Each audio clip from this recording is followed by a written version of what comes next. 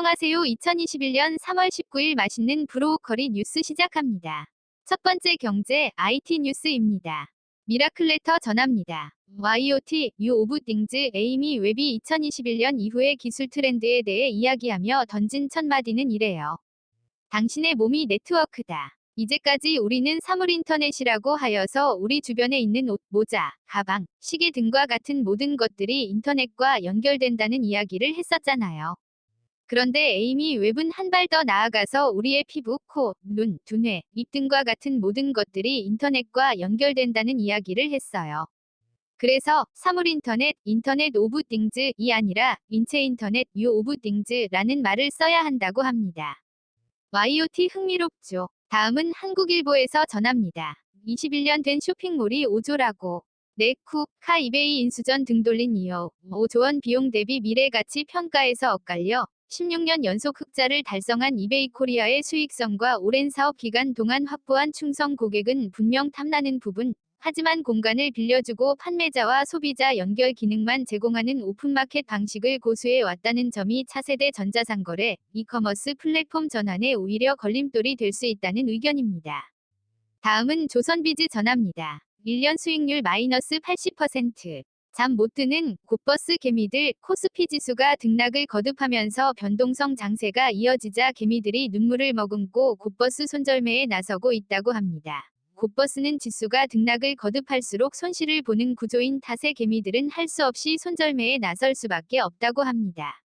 마지막으로 아시아경제에서 전합니다. 메이 채권 투매, 기술주 폭락.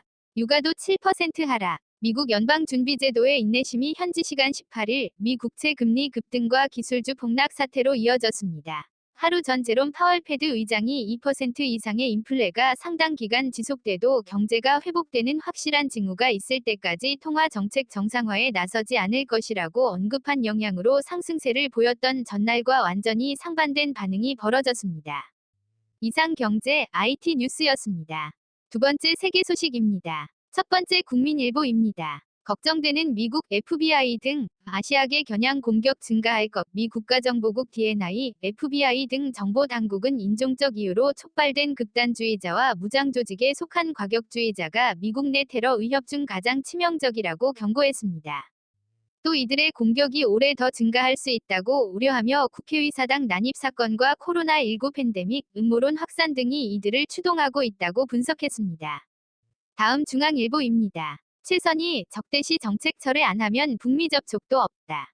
한 미 외교 국방 2+2 장관회의가 열린 18일 북한은 최선희 외무성 제1부상 명의로 담화문을 발표하며 긴장을 고조시켰습니다.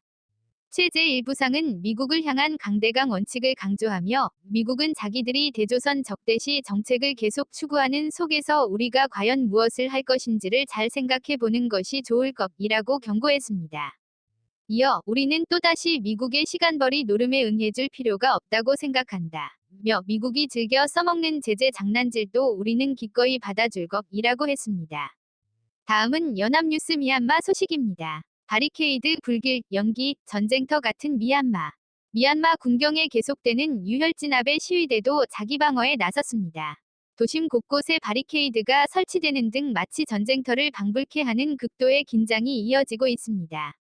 KBS 세계뉴스입니다. 중국 백신 맞아야만 비자 신청 간소화, 입국 대기자들 발동동. 최근 중국이 정부기관 초청장이 없이도 비자 신청을 할 수 있도록 절차 간소화 방침을 공표했습니다.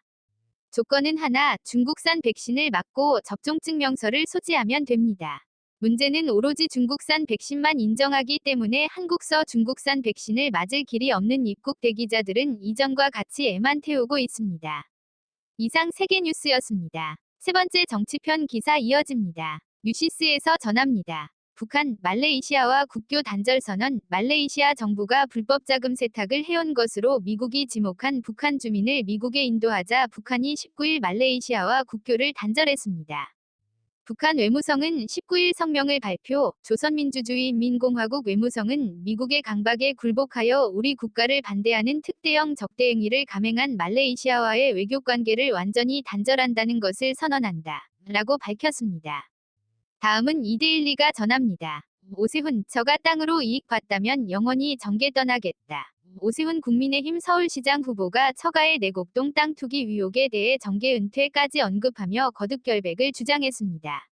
오 후보는 직지을 너무 자주 거는 것 아니냐는 질문에 자신감을 보여준 것이라며 이같이 밝혔습니다.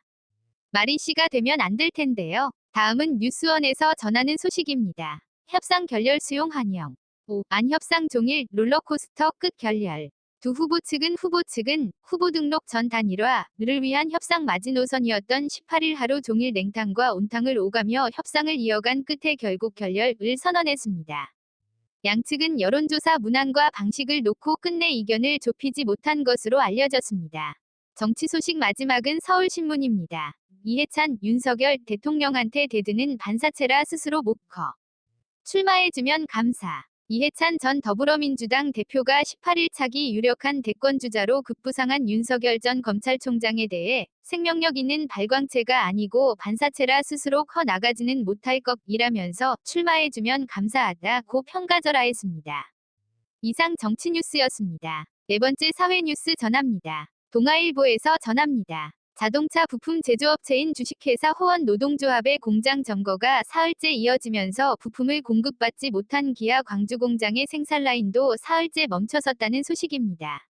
기아 광주 공장의 하루 차량 생산 대수가 2,000대에 달하고 250여 개의 3차 협력업체의 조업 차질까지 고려하면 피해는 눈덩이처럼 불어날 것으로 우려되는 상황입니다. 다음은 디지털타임스에서 전합니다. 인천의 한 초등학교 앞에 있는 어린이 보호구역을 건너던 초등학생이 60대가 몰던 화물차에 치여 숨졌습니다. 인천 중부경찰서는 18일 특정범죄 가중처벌법상 어린이 보호구역치사 혐의로 A씨에 대한 구속영장을 신청할 예정이라고 밝혔습니다. 숨진 B 양은 사고 당시 호흡과 맥박이 없는 상태로 화물차 밑에서 발견됐으며 119 구급대에 의해 인근 병원으로 옮겨졌으나 끝내 숨졌습니다. 뉴시스에서 전합니다. 서울시는 코로나19에 따른 서울 골목상권 매출 빅데이터 분석 결과를 18일 발표했습니다. 지난해 1월 23일 서울에서 코로나19 첫 확진자가 발생한 후 서울 시내 골목상권 10곳 중 6곳은 코로나 이전 대비 매출이 하락한 것으로 나타난 반면 주거지, 생활권에 가까운 골목상권 10곳 중 4곳은 코로나19 상황에서도 매출이 상승했거나 유지된 것으로 조사되었습니다. 세계일보에서 전합니다. 국내 신종 코로나 바이러스 감염증, 코로나19 백신을 맞은 사람에게 휴가를 주는 이른바 백신 휴가 논의가 본격화하고 있다는 소식입니다. 그간 의료계 안팎에서는 백신을 맞은 뒤 고열과 근육통 등의 증상이 많이 나타나고 있는 만큼 이상 반응이 나타났을 때를 대비하기 위해 하루 이틀 일정의 휴가를 줘야 한다는 주장이 지속해서 제기돼 왔었습니다. 지금까지 브로우커리 뉴스입니다. 맛있으셨나요? 행복한 하루 되세요. 주식회사 브로우커리